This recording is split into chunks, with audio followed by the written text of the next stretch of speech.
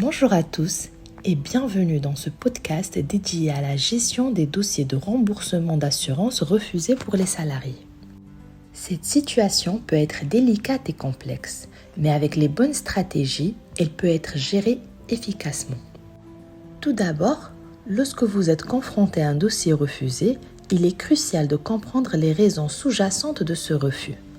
Les assureurs doivent fournir une explication détaillée du rejet, souvent accompagnée de la documentation pertinente. Prenez le temps d'analyser ces explications pour déterminer les prochaines étapes. Après avoir identifié les raisons du refus, la communication avec l'employé est essentielle. Expliquez-lui clairement les raisons du rejet et assurez-vous qu'il comprenne les détails de la décision. Dans certains cas, cela peut apaiser les préoccupations de l'employé et lui donner une meilleure compréhension de la situation. Ensuite, explorez les options disponibles pour résoudre le problème. Cela peut inclure la possibilité de faire appel de la décision auprès de l'assureur. Assurez-vous de respecter les procédures et les délais spécifiés pour l'appel et fournissez toute documentation supplémentaire nécessaire pour soutenir votre cas.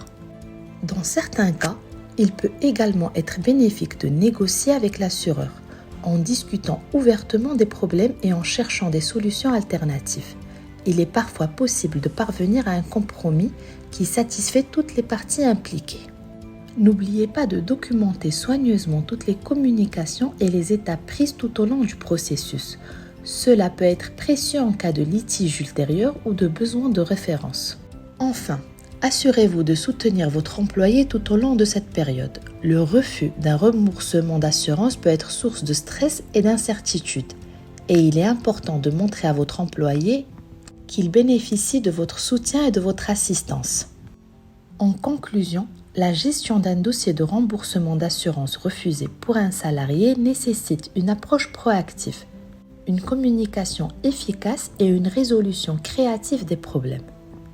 En suivant ces étapes et en fournissant un soutien continu à votre employé, vous pouvez naviguer avec succès à travers cette situation difficile.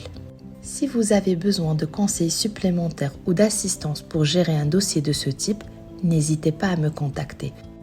Je suis là pour vous aider à résoudre vos problèmes en matière d'assurance et de ressources humaines.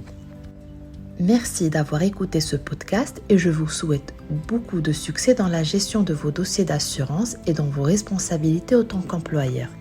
À bientôt!